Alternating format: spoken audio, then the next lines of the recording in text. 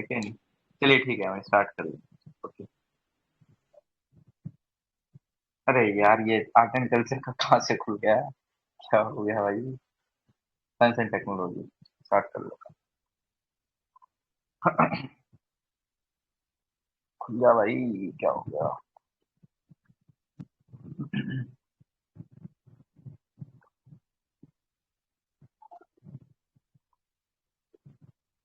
ठीक है। तो हमने ये काफी अच्छे से डिफेंस वाला भी कर लिया था। डिफेंस के अंदर कुछ चीजें रह गई थी क्या? यानी कि गोल साइन नहीं लग रहा है, तो कुछ चीजें रह गई थी लग रहा है मुझे। नहीं यार, हाँ, ये बैलिस्टिक मिसाइल कुछ न्यूज वाली चीजें कर ली थी, अदर न्यूज। ये वाली हेलिना वगैरह, ये सब पेट्रोलियम मिसाइल वगैरह सब मरीन से रिलेटेड रह गया, तो कुछ दो तीन पेज का, एक दो पेज का इसको बता देता हूँ। इसमें वही मैं आपको स्टार्टिंग से ही वही चीज कहता हूँ और अभी भी वही चीज रिपीट कर रहा हूँ। इतने डिटेल में नहीं जाना है, बस आपको पता होना चाहिए कि हाँ क्या चीज है क्या नहीं है। ठीक। तो सबमरीन की अगर आप बात देखें तो सबमरीन के अंदर आपको क्या चीज देखने को मिलती है? अभी फिफ्थ स्कॉर्पियन क्लास की सबमरीन, जो कि जिसका नाम क्या है, वजीर, डिलीवर करी गई है नेवी को। नाम ध्यान रखना, कौन सी सबमरीन है आपकी? वजीर। फिफ्थ स्कॉर्पियन क्लास की सबमरीन वजीर को डिलीवर करा गया है आपके नेवी में। ठीक। तो और अगर आप अदर चीजें देखें इसके अंदर, तो आपकी six scorpion submarine indigenously developed है। आपको पता है ना, प्रोजेक्ट 75 चलाया गया था। ये किसके द्वारा चलाया गया था? Mazagon dock shipyard ship builders limited के द्वारा, एमडीएल के द्वारा चलाया गया था। काफी अच्छे से, है ना? जो कि आपकी टेक्नोलॉजी मतलब इंडिजीनियसली आपको सबमरीन बिल्ड करनी है, तो उससे रिलेटेड आपको प्रोजेक्ट 75 देखने को मिलता है काफी अच्छे से। तो उस प्रोजेक्ट 75 के अंदर ही आपको अदर कुछ सबमरीन भी देखने को मिलते हैं जो कि इंडिया ने बनाई है इंडिजीनियसली। ठीक। ओके। तो इसमें आपको एक कलवरी देखने को मिलती है, खंडेरी देखने को मिलती है, करंज देखने को मिलती है, वेला देखने को मिलती है, वज्रश्री देखने को मिलते हैं। देखो, ये जानने का मकसद ये है कि अगर कल को नाम आ जाता है क्या, कि आपको दे देता बख्शीर नाम, वेला, करंज, खंडेरी, कलवेरी, तो आपको सोचने की जरूरत ना पड़े, आप डायरेक्टली उसमें टिक कर पाए कि ये जो नाम है ये सबमरीन के नाम का है। ठीक। क्योंकि आ जाते हैं नाम, जैसे अभी एक क्वेश्चन शेयर करा था शायद विवेक सर ने भी, क्वेश्चन एक सासा वगैरह एक चीता से रिलेटेड था, तो उसने नाम दे रखे थे चीता वगैरह के।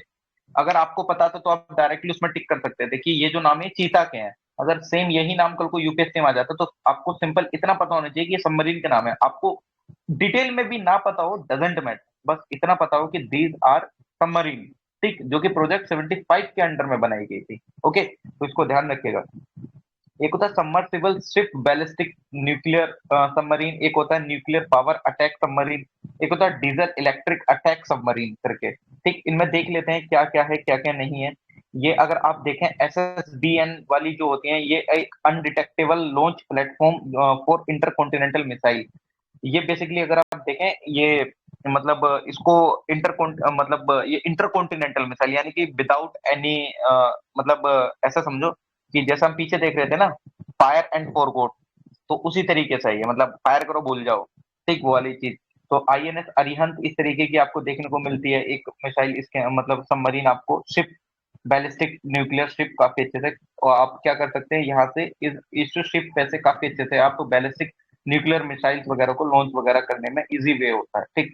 न्यूक्लियर पावर अटैक सबमरीन आपको देखने को मिलेंगे जो कि न्यूक्लियर का मतलब अगर आप देखें काफी अच्छे से, जो न्यूक्लियर टेक्नोलॉजी पे बेस्ड आपकी काफी अच्छे से सबमरीन होती हैं, तो वो आपको काफी अच्छे से देखने को मिलेंगी। और ये जो सबमरीन है अभी डेवलप करी किस किस के द्वारा जा चुकी है? UK, US, China, Russia, India and France के द्वारा। किस किस के द्वारा? United kingdom, USA, China, Russia, India and France के द्वारा न्यूक्लियर पावर अटैक सबमरीन। ठीक। न्यूक्लियर पावर्ड अटैक सबमरीन किन किन के द्वारा बनाई जा चुकी है? नाम ध्यान रखना कंट्री के, क्योंकि अगर मैं इसमें क्वेश्चन बनाऊं, मैं डायरेक्टली किसी एक कंट्री का नाम दे देता हूँ, मान लो मैंने कल को इसमें नाम दे दिया किसका, जर्मनी का, जर्मनी ने बनाया ही नहीं है, तो वो तो गलत हो जाएगा। तो जिन्होंने बनाया उनके नाम याद रखो, जिसने नहीं बनाया वो आपको अपने आप ही पता चल जाएंगे, क्योंकि जब आपको पता है जिसने बनाया किसने, UK, US, China, Russia, India, France, इन सब ने आपके न्यूक्लियर पावर्ड अटैक सबमरीन बना रखे हैं। ठीक। डीजल इलेक्ट्रिक अटैक सबमरीन, जो कि डीजल पे काफी अच्छे से चलती है, यानी कि इनका जो इंजन होता है वो डीजल बेस्ड इंजन होता है। तो इस तरीके की जो सबमरीन है हमारे पास कौन सी है?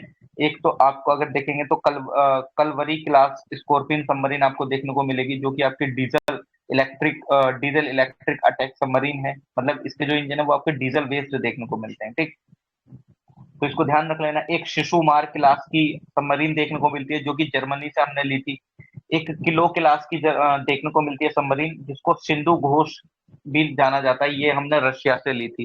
ठीक। एक आपके सिंधु घोष क्लास की देखने को मिलती है, एक शिशु मार क्लास की देखने को मिलती है जो कि जर्मनी से ली थी, एक कलवरी क्लास जो कि हमने खुद ही डेवलप करी है। देखा ना अभी प्रोजेक्ट 75 के अंदर, ये कलवरी सबमरीन। ठीक। तो ये आपको इतना पता होना चाहिए कि बेसिक था कि हाँ यार ये यहाँ से बिलोंग करती है, यहाँ से बिलोंग करती है। ठीक। अब कुछ शिप्स आपकी न्यूज में रहते हैं जैसे आईएनएस विक्रांत। तो आईएनएस विक्रांत को अभी ये फर्स्ट इंडिजीनियस एयरक्राफ्ट कैरियर है। मतलब अगर आप इसको देखें, यहाँ से आप किसी भी एयरक्राफ्ट को काफी अच्छे से, मतलब अगर जैसे अटैकिंग वगैरह चल रहा है या मतलब युद्ध चल रहा है हमारे किसी कंट्री के साथ, है ना, तो अब समुद्र के बीच में तो कोई रनवे वगैरह नहीं होता है, तो अगर आप काफी अच्छे से देखेंगे आईएनएस विक्रांत को, तो यहाँ पे हेलीकॉप्टर लैंड करेगा और सीधा यहाँ से फ्लाइट बढ़ेगा, फ्लाइट आराम से सीधा टेक ऑफ कर लेगा। ठीक। तो आईएनएस विक्रांत इस तरीके का पहला इंडिजीनियस एयरक्राफ्ट कैरियर देखने को मिलता है। इसको ध्यान रखना, आईएनएस विक्रांत, ये जानना जरूरी है। ठीक। INS Vikrant is the first indigenous aircraft, यानी कि पहला जो कि भारतीय टेक्नोलॉजी के, यानी कि भारतीयों के द्वारा बनाया गया है। तो इसको आप ध्यान रखेंगे, इतना ज्यादा डिटेल में नहीं जाना है कि क्या है क्या नहीं है। ठीक। प्रोजेक्ट 15 भी देखने को मिलता है जो कि आपके मोरमुगांव एंड सूरत शिप जो आपके लॉन्च करे गए हैं अभी प्रोजेक्ट बी के तहत काफी अच्छे से। तो प्रोजेक्ट बी एक आप देखेंगे तो ये कोलकाता क्लास, मतलब मतलब अगर आप समझे तो इसमें कुछ नहीं है। एक प्रोजेक्ट 15 बी चलाया गया था जिसके अंदर आपके क्या मतलब एक प्रोजेक्ट 15 ए और एक प्रोजेक्ट आपको 15 बी देखने को मिलता है। प्रोजेक्ट 15 ए आपका चला था कहाँ से, ये कोलकाता वगैरह, कोलकाता शिपयार्ड काफी अच्छे से शिपिंग वगैरह बना रहा था, शिप, है ना।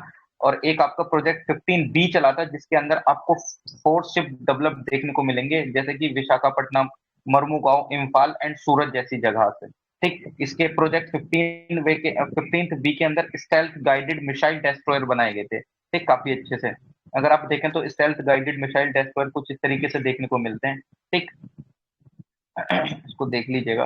और एक प्रोजेक्ट 17 ए आपको देखने को मिलेगा, तारागिरी एंड उदयगिरी जो शिप हैं प्रोजेक्ट 17 ए के अंदर फ्रिगेट्स हैं। ठीक। फ्रिगेट्स बनाए गए हैं काफी अच्छे से तारागिरी एंड उदयगिरी के अंदर। मतलब तारागिरी एंड उदयगिरी आपके दो फ्रिगेट्स हैं जो कि प्रोजेक्ट 17 ए के अंदर बनाए गए हैं। सिंपल आपको ध्यान रहना चाहिए कि ये क्या है क्या नहीं है। ठीक। ये आपके इन हाउस ही बनाए गए हैं बेसिकली इंडियन नेवी के द्वारा। ठीक। प्रोजेक्ट 17 ए के अंदर तारागिरी एंड उदयगिरी आपके फ्रिगेट्स हैं। ठीक। इसको आप ध्यान रखिएगा। प्रोजेक्ट 17 के अंदर अगर 75 आई के अंदर काफी अच्छे से आपको देखने को मिलता है क्या, ये मिनिस्ट्री ऑफ डिफेंस के द्वारा काफी अच्छे से मतलब चालू करा गया था। ये एडवांस सबमरीन आपकी बनानी थी। तो प्रोजेक्ट 75 आई आपके किससे रिलेटेड है, आपकी सबमरीन के एडवांस सबमरीन बनाने से रिलेटेड है और वो आपको इंडिजीनियसली बनानी है। एक आईएनएस वगशीर, वगशीर आपकी 6th एंड लास्ट सबमरीन थी जो कि प्रोजेक्ट 17 के अंदर बनी है। वगशीर आपकी लास्ट सबमरीन है जो कि प्रोजेक्ट 75 के अंदर में बनी है। इसको ध्यान रख लेना, मतलब आपको इतना पता हो कि ये है क्या क्या नहीं है। ठीक। तो इसको आप ध्यान रखेंगे। ओके। कुछ एयरक्राफ्ट, ड्रोन एंड हेलीकॉप्टर देख लेते हैं जो कि न्यूज में रहे हैं। तो वो सारे सबको ध्यान नहीं रहते हैं, बस मेजर मेजर चीजें आपको ध्यान रहनी चाहिए कि बेसिकली क्या है क्या नहीं है। क्योंकि अगर आप वही बात मैं बोल रहा हूँ, अगर सारी चीजें याद रखने की कोशिश करेंगे तो बेसिकली जो चीज आती भी होगी उसको भी नहीं कर पाएंगे।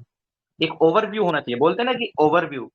100 क्वेश्चन आएंगे प्रीलिम्स में, तो 100 क्वेश्चन के बारे में भले से ना पता हो, 400 ऑप्शंस के बारे में कुछ ना कुछ जरूर पता हो, तो आप प्रीलिम्स को क्रैक करके ले जाएंगे। ठीक है कि नहीं। तो आपको कुछ ना कुछ उन ऑप्शंस के बारे में पता हो, और ऑप्शंस के पता कहाँ से करेंगे कि अगर हमको थोड़ा थोड़ा सा कुछ ना कुछ पता होगा। ठीक। एक आपको डोरमियर डीओ 228 एयरक्राफ्ट फ्लाइट बनाई गई है, मिनिस्ट्री ऑफ सिविल एविएशन ने अनाउंस करा था।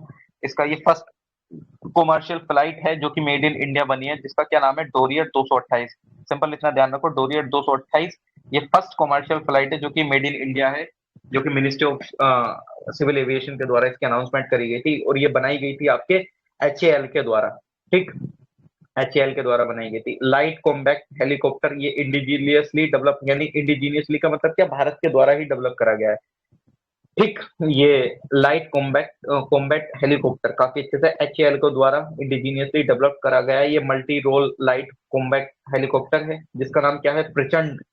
ठीक। और इंडिया इस तरीके में 7th कंट्री बन गया है जो कि इस तरीके के अटैक हेलीकॉप्टर बनाने वाली श्रेणी में 7वीं कंट्री इंडिया बन गया है जिसने कि इस तरीके का लाइट कॉम्बैट हेलीकॉप्टर बनाया है, जिसका नाम क्या है, प्रचंड इंडिजीनियसली स्टेल्थ ड्रोन बनाया है। अगर आप देखें काफी अच्छे से, आपको ये ईगल की शेप में देखने को मिल रहा है ना, स्टेल्थ ड्रोन, यानी कि इसकी मारक क्षमता ऐसी है कि इसको आप काफी अच्छे से डिस्ट्रॉय नहीं कर सकते हैं, ठीक, डिस्ट्रॉय नहीं कर सकते। ये भी इंडिजीनियसली स्टेल्थ ड्रोन बनाया गया है, किस, ठीक, इंडिजीनियसली यानी कि भारत के द्वारा ही बनाया गया है, ठीक, इसको ध्यान रख सकते हैं काफी अच्छे से। चिनूक हेलीकॉप्टर, अच्छा हमने चिनूक विंड्स भी देखी थी जिस टाइम पे हम जीसी लियोंग पढ़ रहे थे। चिनूक विंड्स को किस नाम से जाना जाता है, मतलब चिनूक विंड्स की एक खास बात क्या है जो कि हमने देखी हुई थी। तो अगर आप देखें तो ये हेलीकॉप्टर मतलब अगर आप देखेंगे चिनूक हेलीकॉप्टर, ये भी काफी अच्छे से मल्टी रोल हेलीकॉप्टर है। ये तमाम तरीके के वर्टिकल लिफ्ट, मतलब आप इसमें अगर देखें तो दोनों तरफ आपको वो देखने को मिलेगा, मतलब आपके प्रोपेलर, ठीक, काफी अच्छे से। तो ये काफी डिफिकल्ट जगह में भी जाने के लिए काफी अच्छे से, मतलब मतलब काफी अच्छे से जा सकता है, ठीक, ये जो चिनूक हेलीकॉप्टर्स वगैरह हैं। और ये हमारी इंडियन एयरफोर्स में 2019 में इंट्रोड्यूस करे गए थे इस तरीके के चिनूक, और ये इनको बनाता कौन है, यूएस। तो हमने ऑब्वियसली बात है यूएस से लिए थे ये, ठीक, ओके, तो इसको ध्यान रखिएगा। अभी बेसिकली ये न्यूज में क्यों आया था, क्योंकि यूएस आर्मी ने अपने CH-47 चिनूक हेलीकॉप्टर को काफी अच्छी तरीके से, मतलब जमीन पे उतारा था, क्योंकि उसमें कुछ खतरा महसूस होने लगा था, इंजन में कुछ आग वगैरह से लगने से रिलेटेड, तो इस वजह से न्यूज में आ गया था। तेजस मार्क टू, अभी कैबिनेट कमेटी ऑन सिक्योरिटी ने क्लियर कराया तेजस मार्क टू प्रोजेक्ट, जो कि कैपेबल होगा काफी अच्छे से, मतलब एक तरीके से लाइट कॉम्बैट एयरक्राफ्ट है ये, जो कि इंडिजीनियसली बनाया जाएगा। कौन, तेजस मार्क टू, ध्यान रखना। कमी कमिकाजे ड्रोन, हाँ, कमिकाजे ड्रोन बेसिकली आर्मी में इंडक्ट करे गए हैं, कहाँ, ईस्टर्न लद्दाख में काफी अच्छे से। ये काफी छोटे ड्रोन होते हैं, और बेसिकली अगर आप देखेंगे इतना भी छोटे नहीं है, बट देखने को मिलेंगे स्मॉल ड्रोन्स होते हैं काफी अच्छे से। और ये आपको अगर आप देखेंगे तो काफी अच्छे से ये ईस्टर्न लद्दाख में आपके इंडक्ट करे गए हैं, तो यानी कि बॉर्डर सिक्योरिटी से रिलेटेड चीजों को देखने के लिए, है ना, तो इसको ध्यान रखिएगा, ओके, है ना, तो इसको ध्यान रखना। आगे हर्मिस स्टारलिनर अनमैन्ड सिस्टम देखने को मिला है, इजराइल पहली कंट्री बन गया है जो कि इस तरीके के ड्रोन को सिविलियन एयर स्पेस में उड़ाने की उसने अनुमति वगैरह दे दी है, ठीक। मिसलिनियस इंफॉर्मेशन देख लेते हैं जो कि आपको देखने को मिली कुछ। डर्टी बॉम्ब का कंसेप्ट आपको देखने को मिला होगा कि रशिया ने क्लेम करा था कि यूक्रेन प्लानिंग कर रहा है डर्टी बॉम्ब की। डर्टी बॉम्ब कुछ नहीं होता है, एक रेडियो एक्टिव मटेरियल्स वगैरह जैसे कि आपके यूरेनियम वगैरह होते हैं, तो उसको काफी अच्छे से हवा में फैला दो, और लोगों को, मतलब इन द सेंस कि हवा में फैला दोगे इस तरीके के रेडियो एक्टिव, तो आपके जो पीपल्स हैं उनको अंदर इनहेल करेंगे, तो ऑब्वियसली बात है उनकी डेथ ही होगी। तो इस तरीके की डर्टी बॉम्ब्स को मतलब रशिया ने बोला कि, रशिया ने क्लेम करा कि रशिया इस तरीके की प्लानिंग कर रहा है कि वो डर्टी बॉम्ब्स को फैलाए, है ना, मतलब इन द सेंस कि ये जो रेडियो एक्टिव मटेरियल है उनको काफी अच्छे तरीके से मतलब लोग इनहेल वगैरह करेंगे तो ग्रसित होंगे तमाम अच्छे तरीके से, ठीक, okay.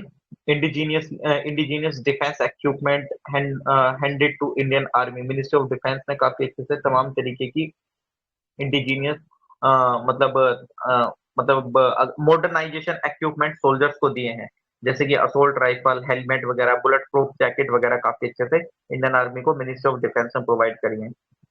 Carl Gustaf M4, Sweden ने अनाउंस करा है मैन्युफैक्चर करने के लिए Carl Gustaf M4 weapon system Bharat में, मतलब स्वीडन ने अनाउंस करा है कि वो मैन्युफैक्चर करेगा कार्ल गुस्ताफ M4, है ना, वेपन सिस्टम इंडिया में।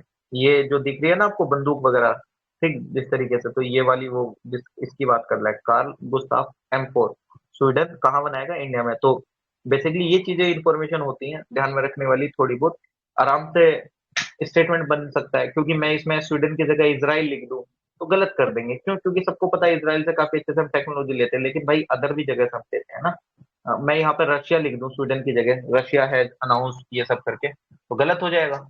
तो इन इन छोटी छोटी चीजों पे ध्यान देना होता है, ठीक, तो इसको ध्यान रख लेगा कि ये कहाँ, स्वीडन ने अनाउंस करा है। Pinaka multi barrel rocket launcher system आपको देखने को मिला, अर्मेनिया अर्मेनिया ने पहला इस तरीके का ऑर्डर इंडिया से मांगा है, किसका, पिनाका रॉकेट लॉन्चर सिस्टम का, ठीक। और ये आपका बेसिकली क्या है, मोबाइल रॉकेट लॉन्चिंग सिस्टम है, यानी कि ये काफी अच्छे से आपके ट्रक में देखने को मिलता है, कहीं पे भी लेके जा सकते हैं और वहां से मिसाइल्स को लॉन्च कर सकते हैं, तो ये मोबाइल लॉन्चिंग सिस्टम है। ये आपको पता है 26 जनवरी की परेड पे भी दिखाया गया था काफी अच्छे से, अगर आप लोगों ने देखी हो तो का। ठीक, तो इसको ध्यान रख लीजिएगा। अभ्यास एक आपका high speed expendable aerial target वो successfully flight tested from the integrated test range Chandipur off the coast to Orissa. मतलब उड़ीसा के चांदीपुर कोस्ट से काफी अच्छे से ये जो high speed extendable aerial target की काफी अच्छे से सक्सेसफुली टेस्ट करा गया। अगर आप यहाँ पे देखें, ये जो आपका मतलब एरोप्लेन वाली शेप में काफी अच्छे से देखने को मिल रहा है ना, चांदीपुर कोस्ट से जो कि उड़ीसा के, वहां पे इसको टेस्ट करा गया था। काफी अच्छे तरीके से ये मतलब डिस्ट्रॉय करने में चीजों को सक्षम था। एक indigenously made aerial target system है ये, जिसके अंदर को मतलब वही जैसे रॉकेट लॉन्च होता है ना, सेम उसी तरीके से देख लो। तो ये indigenously made aerial target system है। HELS high energy laser system काफी अच्छे से जनरेट करा गया है DRDO के द्वारा। एक बटरफ्लाई माइंस आपकी बटरफ्लाई माइंस आपको देखने को मिली है। मतलब जैसे कि अगर आप देखें तो ये छोटे बच्चों के खिलौने की तरह आपको देखने को मिल रही है ना। और ये माइन है, बटरफ्लाई माइन, है ना। तो इसको देख सकते हैं, ऐसा कुछ नहीं है। बाकी चलो ठीक है, यानी कि हमारा डिफेंस वाला भी सेक्शन पूरा हो जाता है, जो कि थोड़ा बहुत हमारे लिए जरूरी था। इतना आता तो नहीं है, लेकिन जानना जरूरी है। क्या पता इस बार डिफेंस से आ जाए, तो थोड़ी हम गुंजाइश थोड़ी छोड़ेंगे किसी चीज की, तो हमको करना जरूरी है। कि यूपीएससी ने लिखित में हमको पत्र तो दिया नहीं है कि मैं इस बार डिफेंस से नहीं पूछूंगा। हम डिफेंस पढ़ के नहीं गए, हम बायोटेक्नोलॉजी पढ़ के चले गए और डिफेंस से उसने पूछ लिया, तो तब क्या करेंगे। तो इसलिए छोड़ना कुछ भी नहीं है, भले से थोड़ा पता हो लेकिन पता हो। जैसे यूपीएससी वांट जर्नलिस्ट, यानी कि who know something about everything. कुछ ना कुछ तो आप लोगों को पता ही होना चाहिए यार उसके बारे में। ओके, तो इसलिए ये चीज भी करनी जरूरी है। ठीक, तो देख लेते हैं आगे क्या है क्या नहीं। ओके, इसके बाद क्या करना चाहिए। बायोटेक्नोलॉजी रह रहा था हमारा, यानी कि ये काफी अच्छे से टॉपिक तो कवर हो गए। Space and technology, IT and computer, health, defence खत्म हो गया है। ओके, अच्छा एक चीज बताइए, बायोटेक्नोलॉजी करना है कि कोई और सा टॉपिक करना है, ऑल्टरनेटिव एनर्जी वाला करना है। ऑल्टरनेटिव एनर्जी करना है कि बायोटेक्नोलॉजी करना है, प्लीज कुछ तो बताइए। बायोटेक्नोलॉजी की क्या नाम है इसका, नाम भूल गया। Alternate energy.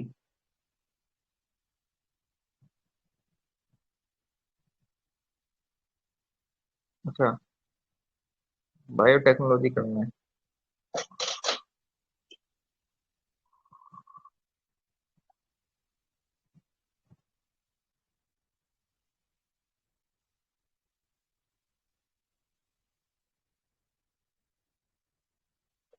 चलिए ठीक है, बायोटेक्नोलॉजी कर लेते हैं।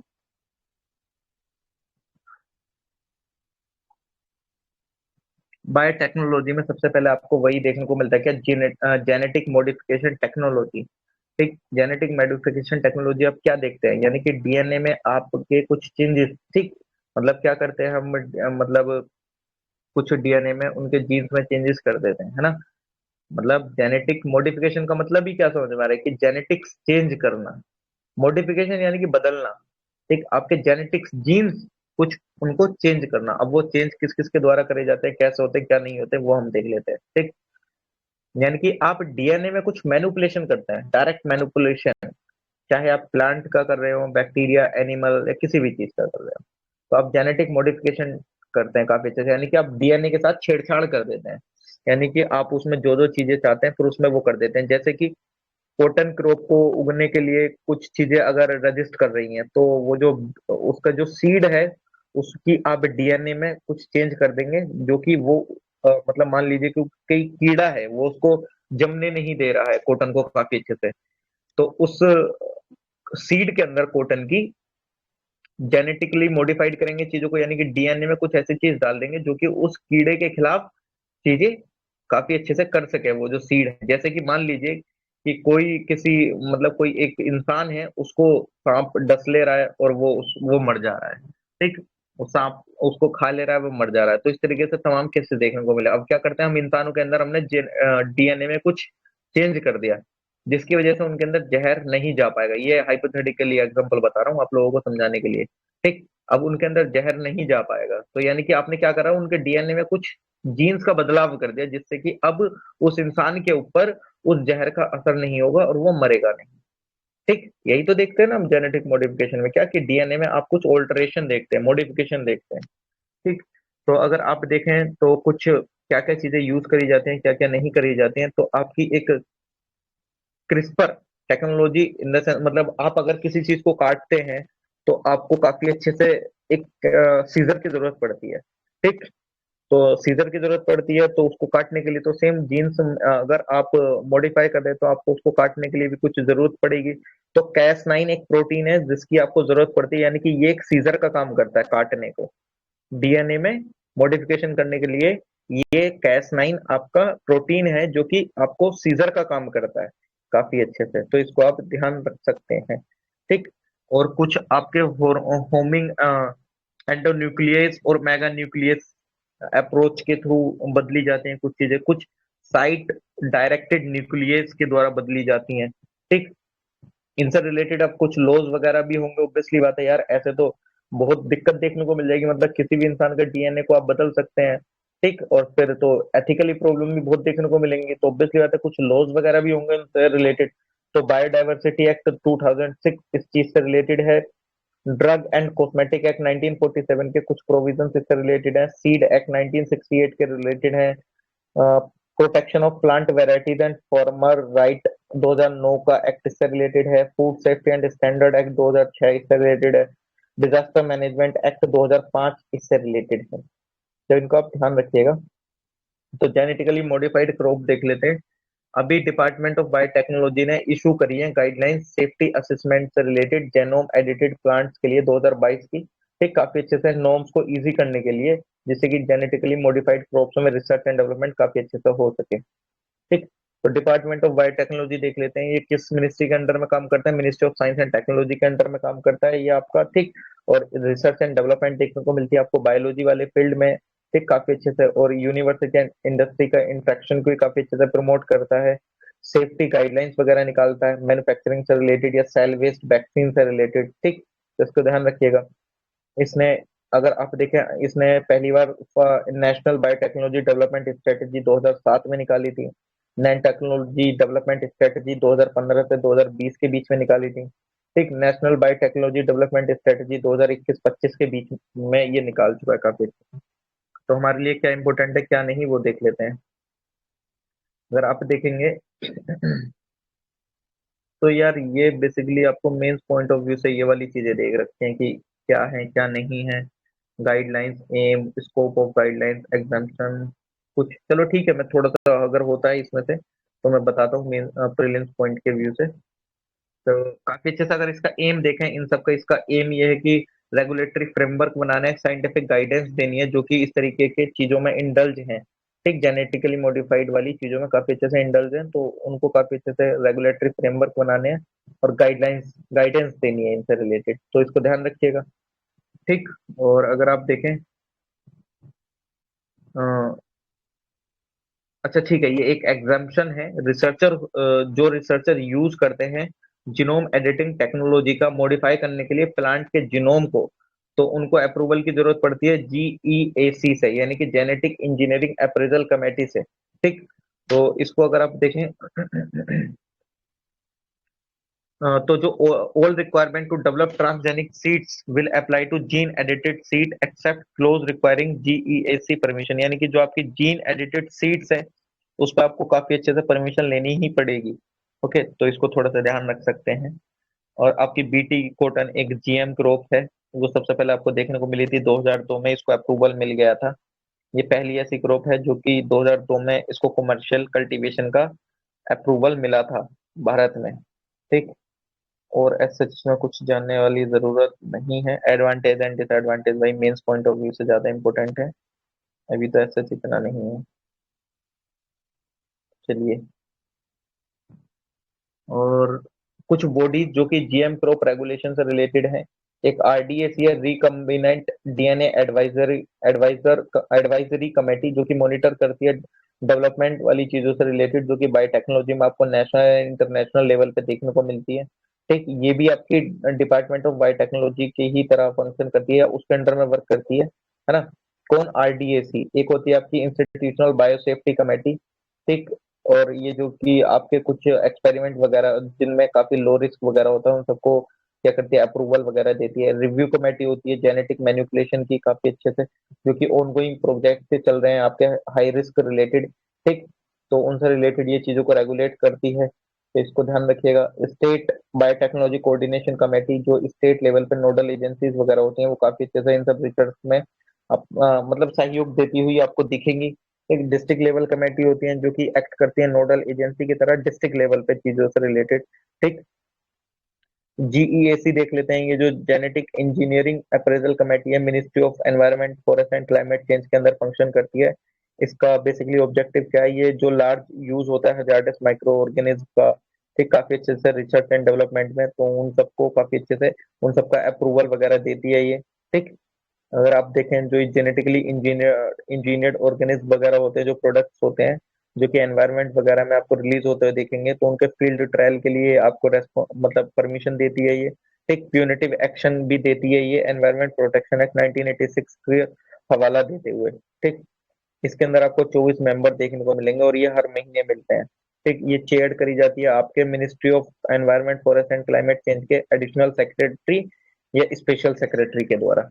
ठीक, इसको आप ध्यान रख सकते हैं। बाकी ऐसे इसमें जानने वाली कोई जरूरत तो नहीं दिख रही है। एक आपको देखने को मिलेगा BG2RRF, ये एक बीटी कॉटन की वेराइटी है जो कि आपको हरियाणा में देखने को मिलती है। ठीक, इसको ध्यान रख लेना। और कुछ सच अभी, हाँ, अभी आपको देखने को मिला काफी अच्छे से, जीईएसी ने रिकमेंड करा था environmental release transgenic hybrid mustard, जिसका नाम था धरा मस्टर्ड हाइब्रिड DMH11। इसका अगर आप देखें रिकमेंड करा था मतलब इसके लिए किसने? जीईसी ने। ठीक, एनवायरमेंट रिलीज के लिए हाइब्रिड मस्टर्ड के लिए, जिसका नाम DMH11 आपको देखने को मिलता है। ये DMH11 आपके डेवलप करी गई थी दिल्ली यूनिवर्सिटी के द्वारा। दिल्ली यूनिवर्सिटी का एक सेंटर है, centre for genetic manipulation of crop plant. ठीक, इसके द्वारा ये डेवलप करी गई थी, तो इसको ध्यान रख सकते हैं। ठीक, ओके। सच इतना कुछ इसमें नहीं है, मतलब फॉर स्टार जीन डेट लोग नहीं, ठीक है, कोई दिक्कत नहीं। एक आपको साइट डायरेक्टेड न्यूक्लियस टेक्नोलॉजी देखने को मिलती है। उससे पहले बताइए भाई, आप लोग हैं कि नहीं? कुछ टाइप करिए यार, आप लोगों का कुछ दिख नहीं रहा है। सो गए सब कि चले गए? बोरिंग फील लगता है भाई साइंस सर एंड टेक, मुझे पता है। सर जगे हुए हैं सब। देखो, science and tech is boring, मैं लिटरली पहले ही बोल रहा हूँ। लेकिन बोरिंग वलेसिया नंबर भी देता है ये, ध्यान रखना। नंबर देने वाले सब्जेक्ट पॉलिटी, और अगर जिसको ज्योग्राफी और एनवायरनमेंट में दिक्कत होती है तो इकोनॉमी सही है। Polity, economy, science and tech. अच्छा चलिए ठीक है, अच्छी बात है। ये सब्जेक्ट तो भाई फोकसिंग सब्जेक्ट है। मजा आ रहा है भाई, आपकी आवाज सुन के सुकून फील हो रहा है। यार तुम कुछ गलत समझ लियो मुझे, मैं भी सर, मैं आई एम अ बॉय। मजाक। मेरी आवाज सुन के सुकून फील हो रहा है, वाह, क्या बात भाई, गजब सर। सर मैं भी इंसान हूँ, आई एम मेल। यार boys because we are taught science and tech, okay okay, अच्छा अच्छा, ठीक ठीक ठीक, फिर सही है, फिर ठीक है। ओके, चलिए ठीक है, आप लोग हैं, अच्छी बात है, बने रहिए। मैं सोचा कभी कुछ गलत समझ लिया सर। गवर्नमेंट अप्रूव्ड है। हाँ मैम, गवर्नमेंट अप्रूव्ड है हम। गवर्नमेंट अप्रूव्ड सर्टिफिकेट दिखाना पड़ेगा क्या? कि वही लड़के हैं। अच्छा ठीक है, चीजें देख लेते हैं आगे क्या होती हैं क्या नहीं, मतलब आगे क्या है क्या नहीं। साइट डायरेक्टेड न्यूक्लियस टेक्नोलॉजी, ये क्या होता है क्या नहीं बेसिकली, चेक करना पड़ेगा गवर्नमेंट ऑफ। अबे भाई, ये क्या ही लिखे जा रहे हो तुम भाई। टेपा है कि नहीं गवर्नमेंट का अप्रूव्ड मार्क्स? अच्छा।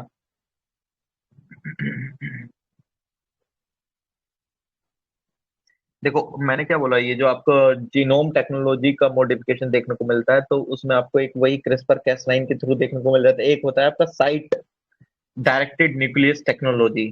तो पहले इसकी टेक्निक देख लेते हैं, इसमें क्या होता है। तो आप इसको देखेंगे तो तीन तरीके में आपको देखने को मिलती है: SDN1, SDN2, SDN3। ठीक। आपके अंदर क्या होता है बेसिकली, SDN1 टेक्नोलॉजी के अंदर बाहर से कुछ ऐसी सच डीएनए में कुछ एडिशन नहीं होता है, उसी के अंदर चीजें मतलब कर दी जाती हैं, मॉडिफिकेशन। यानी कि आपके अंदर कुछ भी उस डीएनए के अंदर कुछ भी एज सच कोई भी बाहर से एडिशन नहीं देखने को मिलेगा उस डीएनए के अंदर। ठीक। SDNA2 के अंदर क्या होता है, एक अगर आप इसके अंदर देखेंगे, produces a double standard break and while the break is repaired by the cell a small nucleotide template is supplied that is complementary to the area of the break which in turn is used by the cell to repair the break। अच्छा, इसको क्या समझ में आया? अच्छा, किसी को अगर पहले से बताया तो बताएंगे क्या समझ में आया SDN2 से? What is SDN2? आप लोगों ने पहले भी तो पढ़ा होगा, ये चीज नई नहीं है, ये चीज पुरानी है। कभी आप सोच रहे हैं कि न्यू टेक्नोलॉजी निकल कर आई है, ये पुरानी है चीजें। अच्छा, आप लोगों ने क्या पढ़ा इसके बारे में? व्हाट इज SDN2, क्या होता है? एनीवन टाइप भी कर दीजिएगा, मैं तब भी समझ जाऊंगा।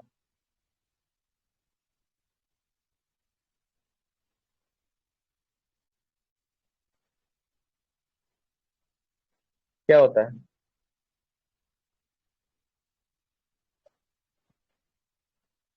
सिंपल सा भी अगर शब्द लिख देंगे आप शॉर्ट में, तो मैं तब भी समझ जाऊंगा। डबल स्टैंडर्ड ब्रेक SDN1, ये है क्या basically? Double standard break SDN1, ये है क्या? मतलब क्या कर रहे हैं हम इससे? मतलब समझ में आना चाहिए ना, क्या समझ में आ रहा है?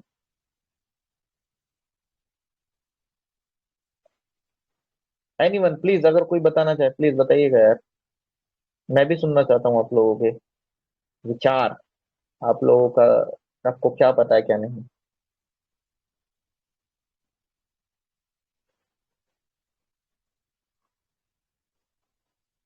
बताइए बताइए, क्या होता है SDN2 और SDN3?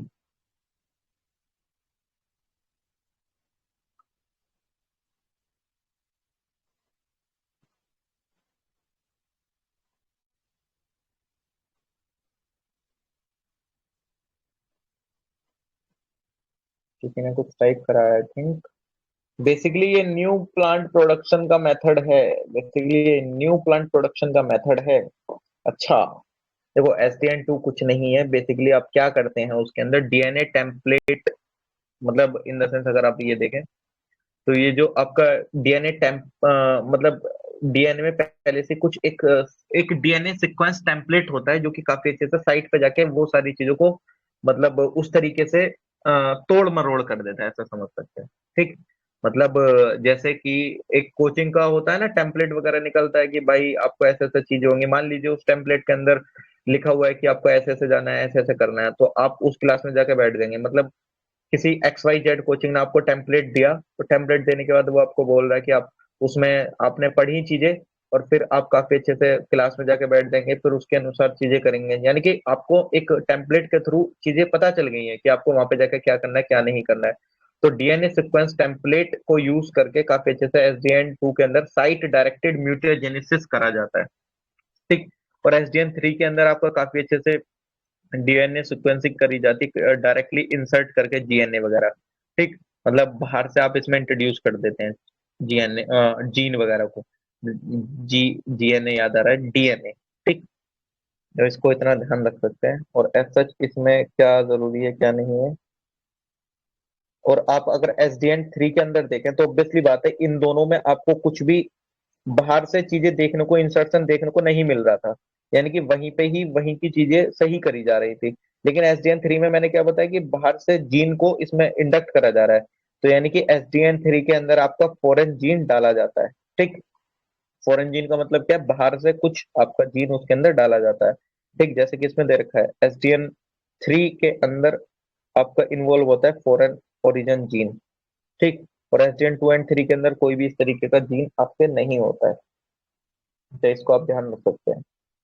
क्रिस्पर कैस9 में पीछे भी बता चुका हूँ, ये जेनेटिक कोड सीक्वेंस है जो कि आपको बैक्टीरिया में देखने को काफी अच्छे से मिलता है। और मैंने आपको क्या बताया, कैस9 क्या, कैस9 एक प्रोटीन है जो कि एक कैंची या सीजर का काम करता है।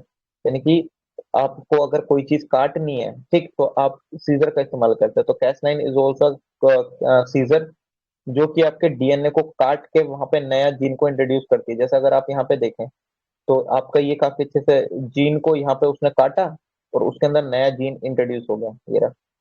तो कैस9 आपका क्या करती है, आपके सीक्वेंस को काटती है और नया सीक्वेंस को उसमें इंट्रोड्यूस कर देती है, ठीक। तो आप इसको ध्यान रख लीजिएगा, सी कैस9 इज सीजर। ओके, ये क्या है, आपकी मॉलिक्यूलर सीजर है, ठीक। मॉलिक्यूलर सीजर आप अपने डीएनए को काटने के लिए जिससे बाल काटते हैं आप अपने सर के, तो उनको तो उस कैंची को थोड़ी यूज करेंगे अपना डीएनए काटने के लिए। तो वो कैस9 एक आपकी सीजर है, कैस9 एक प्रोटीन है, ठीक, मोलिकुलर सीजर है ये, जो कि आपके डीएनए को काटती है, ठीक। ओके, तो इसको आप ध्यान रखिएगा। आई होप कि आपको ये चीज समझ में आ गई होगी। इसमें ऐसा वही चीजें बताई गई है जो कि मैंने आपको बताया है। ओके, बाकी आपको पता ही होगा। देख रहा हूँ मैं एक टॉपिक को काफी कैसे कर दे रहा हूँ एकदम काफी तगड़े तरीके से अभी ये न्यूज में क्यों आए थे, क्योंकि अभी काफी अच्छे से it has been 10 years since microbiologist थे कौन, Emmanuelle Charpentier and biochemist Jennifer Doudna, उन्होंने पब्लिश करी थी रिसर्च क्रिस्पर कैस9 जीन एडिटिंग से रिलेटेड, और दोनों को नोबेल पीस प्राइज भी मिला है 2022 के अंदर। कौन कौन है, इमैनुअले चार कारपेंटियर और बायोकेमिस्ट जेनिफर डोडेना, इनको नोबेल प्राइज मिला है 2022 में, तो इसको ध्यान रख सकते हैं। ये चीज पता है पुरानी है, यूपीएससी से क्वेश्चन भी पूछ चुके हैं कैस9 से रिलेटेड, 2020 में आई थिंक पूछा था, 2019 में, हाँ 2019 में पूछा था यूपीएससी ने क्वेश्चन इसमें क्रिस्पर कैस9 से रिलेटेड। एक आपको CAR T sir T cell therapy देखने को मिलती है। सर हाँ सर, हाँ सर। ये कैस9 का वर्क क्या होता है, क्या काम करता है कैस9? सर मैंने आपको बताया ना, कैंची है ये, सीजर है, आपके डीएनए को काटती है ये, डीएनए डीएनए इंसेंस को व्हाट? काटती है ये। क्या, डीएनए इंसेंस व्हाट? डीएनए क्या बोल रहे हैं? सर डीएनए इंसेंस व्हाट, किस टाइप की डीएनए को काटती है? जैसे हमारे शरीर सर में जो डीएनए, डीएनए पाया सर जाता है आपका वो एक आपका मॉडल। डीएनए का सीक्वेंस सुनिए सुनिए, मैं बता दे रहा हूँ, जैसे कि आप समझ रहे हैं, डीएनए का सीक्वेंस होता है आपका, डीएनए एटीजी की फॉर्म में रहता है। तो अगर आपके अंदर जो मान लीजिए कि जो आपके अंदर कैरेक्टरिस्टिक्स हैं, मतलब क्रोमोसोम्स वगैरह, आप समझते होंगे कि जो आपके पेरेंट्स से जो आपको मिले हैं, कुछ जेनेटिकली चीजें आपको देखने को मिलती है। मतलब मान लीजिए कि कोई एक परिवार है, वो काफी अच्छे से शॉर्ट उसमें बच्चे पैदा हो रहे हैं, मतलब उनकी जो हाइट है वो 4 4 फीट भी बहुत मुश्किल से होती है, 4 फीट के नीचे ही रहते हैं, क्योंकि उनके जो अंदर जीन है वो पीढ़ी पीढ़ी दर पीढ़ी चला हुआ आ रहा है, उनके डीएनए के अंदर जो जीन आया था, ठीक। अब उस डीएनए को क्या करते हैं वो, मतलब अब नेक्स्ट पीढ़ी मान लीजिए उनको मतलब काफी लंबे लंबे, मतलब इन द सेंस की हाइट काफी उनकी बड़ी होनी चाहिए, तो आपको डीएनए में कुछ चेंज करना पड़ेगा। तो उस डीएनए में चेंज करने के लिए कैस9 जो है उस जीन को निकाल देती है, कौन से जीन को, जिसकी वजह से आपकी शॉर्ट हाइट हो रही थी, और उसकी जगह आपको लॉन्ग हाइट वाला आपके अंदर जीन डाल देगी काफी अच्छे से। तो उस जीन को निकालने के लिए आपको किसी एक सीजर की जरूरत पड़ती है। तो कैस9 वो सीजर है जो कि आपके उस वाले जीन को निकालने के लिए हेल्प करती है, समझे? ओके सर, ओके ओके ठीक, आई होप समझ में आया होगा अब तो आपको। Okay sir, okay. Okay sir, धन्यवाद, आप समझे। कार टी सेल थेरेपी क्या, देख लेते हैं कार टी सेल थेरेपी क्या होता है, जो न्यूज में थी। ये first time, this the first time that the car T therapy indigenously developed by IIT Bombay and Tata memorial centre. ये काफी अच्छे से अभी, मतलब इस पहली बार हमारे इंडिजीनियसली डेवलप करी गई थेरेपी है, जो कि आईआईटी बॉम्बे और टाटा मेमोरियल सेंटर के द्वारा करी गई है डेवलप। लेकिन अब इसमें देख लेते हैं इसमें क्या होता है क्या नहीं होता है, ये किस चीज के लिए यूजफुल है, किस चीज के लिए यूजफुल नहीं है, उससे पहले मैं 1 मिनट बस पानी पी लेता हूँ यार।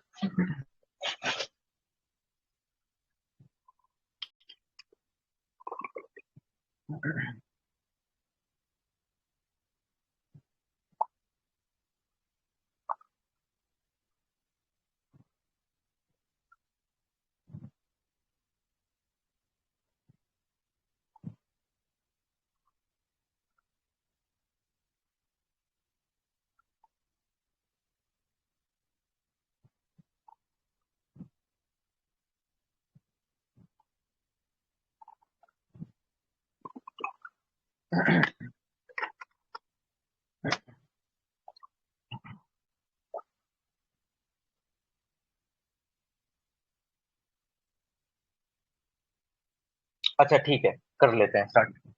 ओके, चीजें समझ आ रही है कि नहीं आ रही है? बायोटेक्नोलॉजी है, बायोटेक्नोलॉजी में ऐसे ही थोड़ा सा हो जाता है चीजों को लेके, तो बता दीजिए अगर। अच्छा ये ऑफ क्यों है? ठीक है।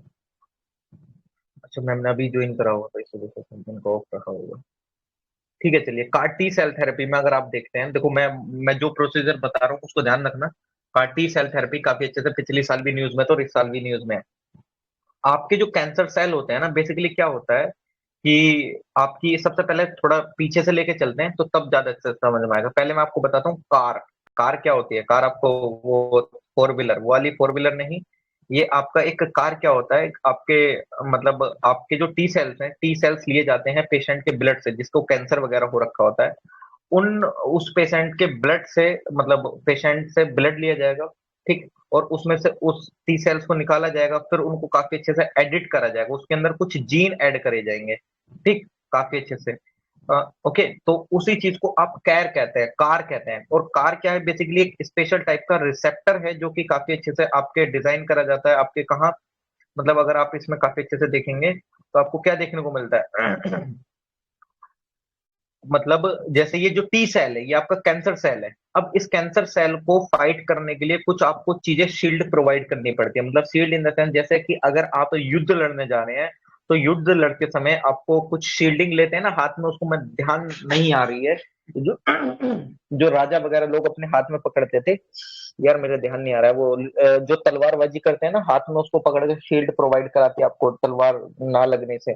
तो उस तरीके की आप शील्ड लेते हैं, तो सेम उसी प्रकार से जो टी सेल आपके ब्लड से निकाले गए हैं, उस तरीके की कुछ शील्डिंग दी जाती है, जिससे कि आप उस पर काफी अच्छे से नए जीन ऐड कर सकें, जो कि आपके कैंसर सेल से लड़ने के लिए सक्षम बन जाए, ठीक।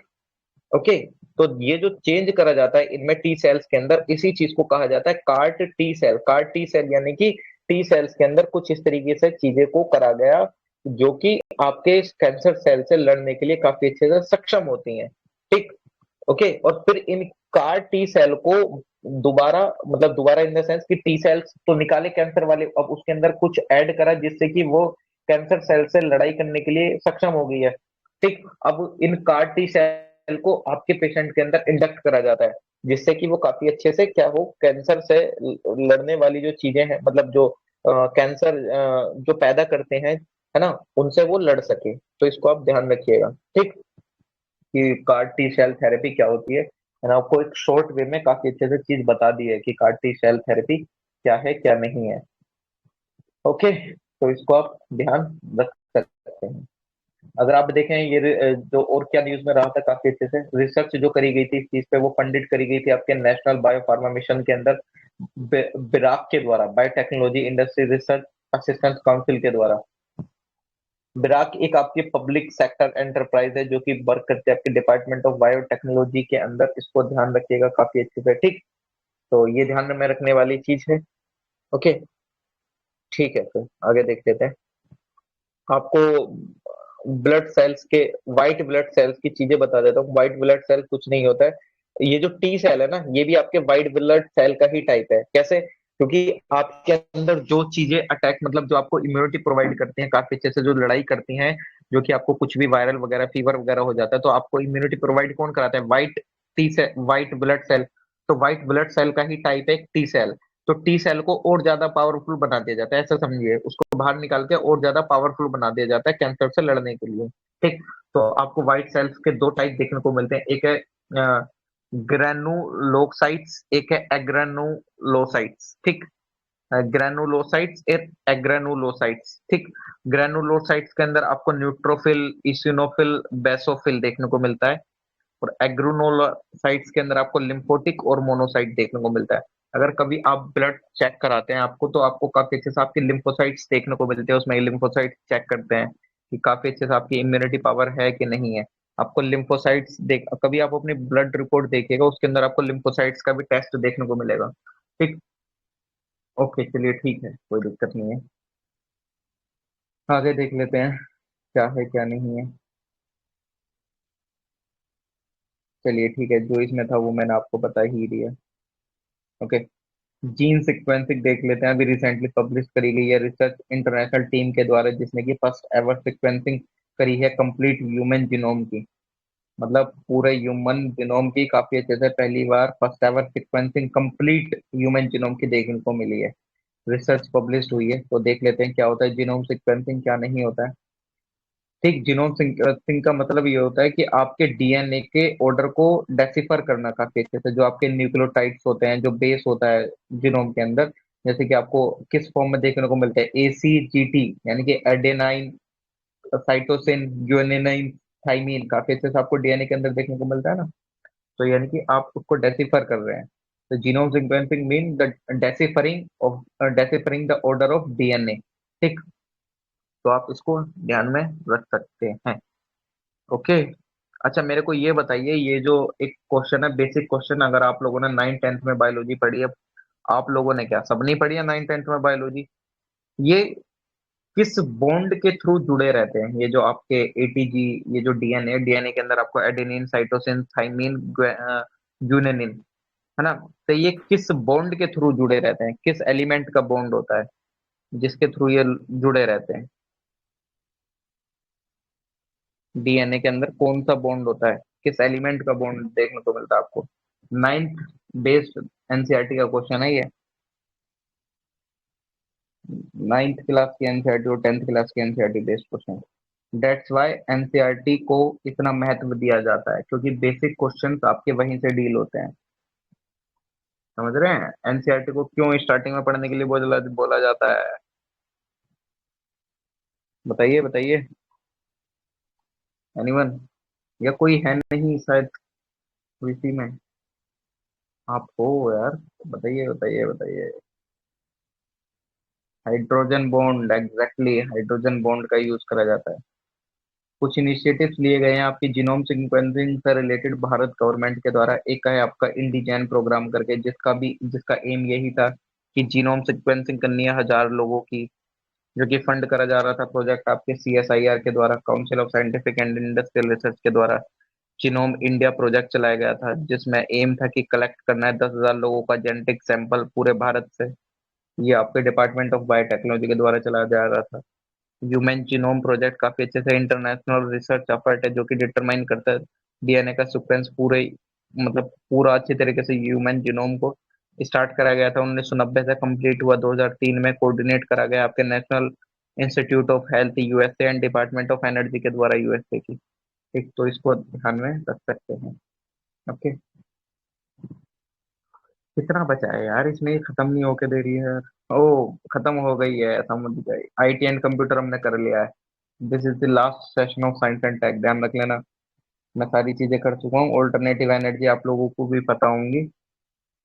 मैं अब आप लोगों को इसमें खत्म कर देता हूँ क्या है क्या नहीं। Without break of several pathogen and their variant, including COVID-19, monkeypox, in recent years, the need to build a sustainable system for genome surveillance। Genome surveillance कुछ नहीं है, काफी अच्छे से ये आपको हेल्प करता है चीजों को, मतलब सर्वेलेंस का मतलब क्या होता है, निगरानी रखना होता है काफी अच्छे से, है कि नहीं।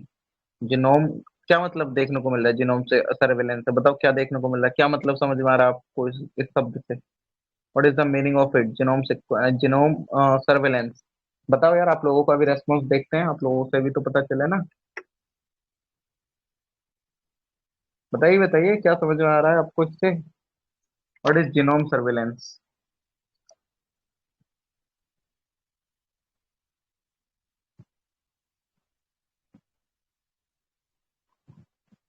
बताइए यार।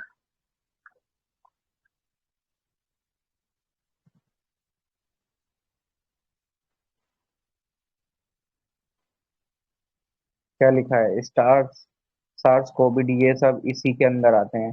अरे ठीक है सर, आप आगे की चीजें बता रहे हैं, पहले पीछे की चीज तो बताइए। आप बाप का नाम बता रहे हैं, बच्चों का नाम नहीं बता रहे हैं उनके। बच्चों का नाम पूछा है, पिताजी का नाम नहीं। नहीं नहीं, मैं पिताजी का नाम पूछ रहा हूँ, आप बच्चों का नाम बता रहे हैं उनके। पिताजी का नाम बताइए, उनके क्या नाम मीन्स। जीनोम सर्वेलेंस से क्या समझ रहे हैं वो बताइए। ग्रुप क्या है, कैसे खाली अच्छी नहीं लगती ना, कुछ बढ़ता रहना चाहिए उसके अंदर।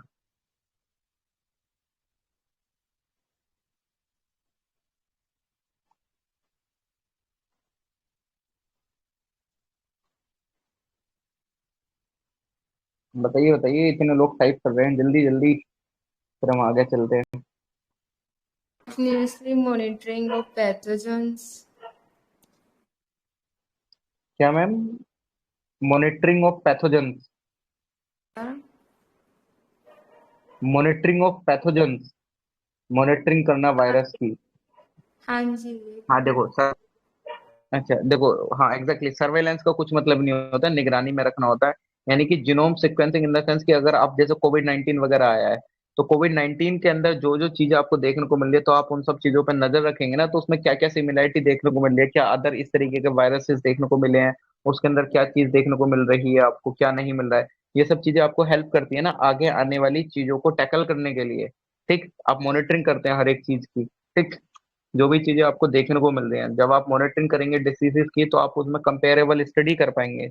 कंपेरेबल स्टडी कर पाएंगे तो आप अपने लोगों को काफी अच्छे से इंडिकेट कर पाएंगे कि आप अवगत रहिए, चीजें देखने को मिल सकती हैं आपको। ठीक, क्लोनिंग, क्लोनिंग आपको पता है, एक जैसे ही मतलब मान लीजिए क्लोनिंग इन द सेंस आपको क्या देखने को मिलता है, मतलब आपके जैसा ही दूसरा इंसान बना दिया जाए, है ना, सेम टू सेम आपकी तरह ही आपके। ठीक, आपको कुछ चीजें कट करने के बाद उसके अंदर कुछ हाइब्रिड चीजें डाल के क्लोनिंग कर दी जाए और आपके जैसा ही बना दिया जाए, एकदम सेम जेनेटिक मेकअप उसका कर दिया जाए। ठीक, तो अभी आप देखेंगे तो चाइना ने काफी अच्छे से क्लोन करा है वाइल्ड आर्कटिक वुल्फ, पहली बार वर्ल्ड के अंदर वाइल्ड आर्कटिक वुल्फ का क्लोनिंग करा गया है चाइना के द्वारा।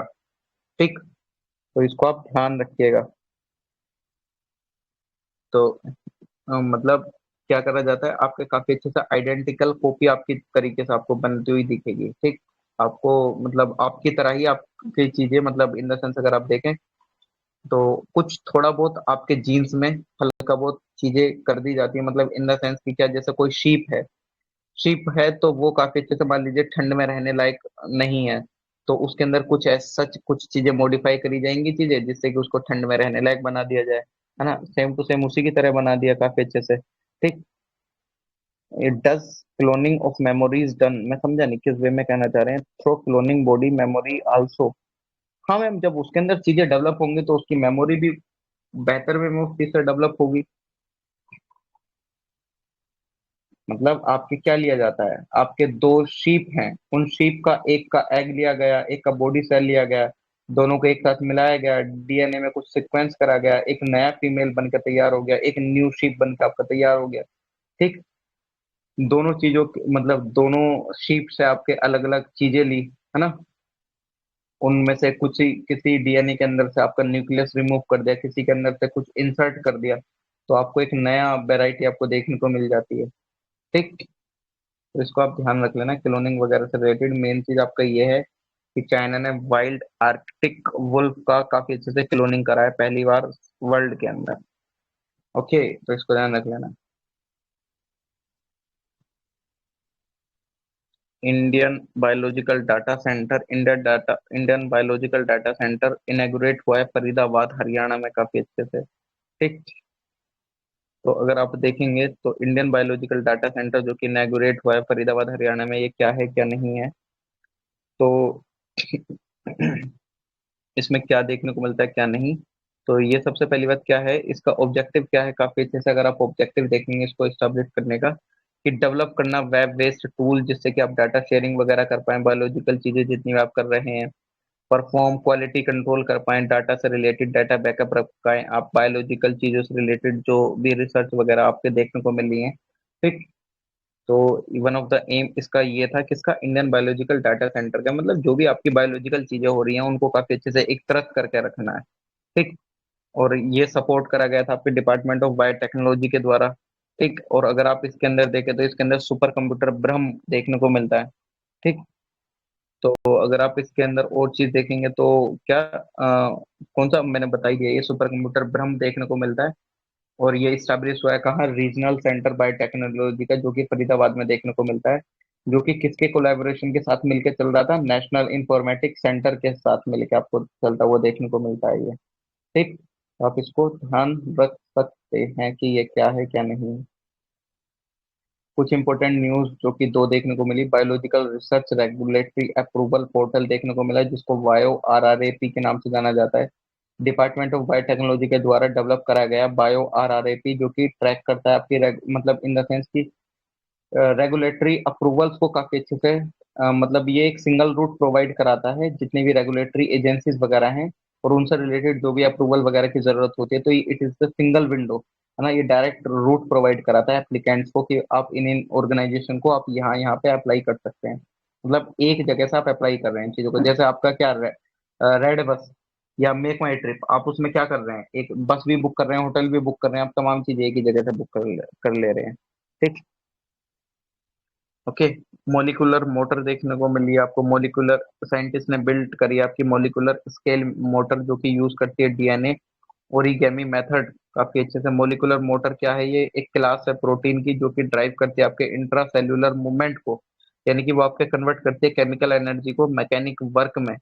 ठीक। तो अभी आपको मोलिकुलर मोटर के बारे में चीजें, मतलब मोलिकुलर मोटर कुछ नहीं जो कि आपकी केमिकल एनर्जी को मैकेनिकल वर्क में कन्वर्ट कर रही है, उससे रिलेटेड चीजें आपको देखने को मिली। जैसे कि आप है, आप चल पा रहे हैं, चल पा क्यों रहे हैं, क्योंकि आपके अंदर कुछ ऐसा जितनी रिएक्शंस हो रही हैं तभी आप चल पा रहे हैं। आपकी नर्व्स वगैरह को एक वो मिल रहा है इंडिकेशन कि आपको एक पैर इधर रखना है फिर आपको मूव करना है। तो आपकी केमिकल एनर्जी आपके मैकेनिकल वर्क में कंप्लीट मतलब आपको देखने को मिलती है। आप बॉडी का कॉन्ट्रैक्शन करते हैं, मसल का कॉन्ट्रैक्शन करते हैं, तो आप केमिकल एनर्जी को मैकेनिकल एनर्जी में कन्वर्ट कर रहे हैं ना। देयर आर सम रिएक्शन जो कि आपकी हो रही है आपके शरीर के अंदर, फिर बाद वो आपके मैकेनिकल वर्क में कन्वर्ट होती हुई दिख रही है आपको। ठीक।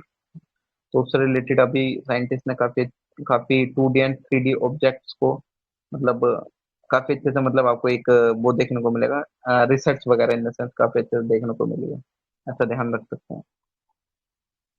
मतलब 2D एंड 3D ऑब्जेक्ट्स देखने को मिलेंगे काफी अच्छे से जो कि अभी करे गए हैं मोलिकुलर मोटर को ध्यान में रखते हुए।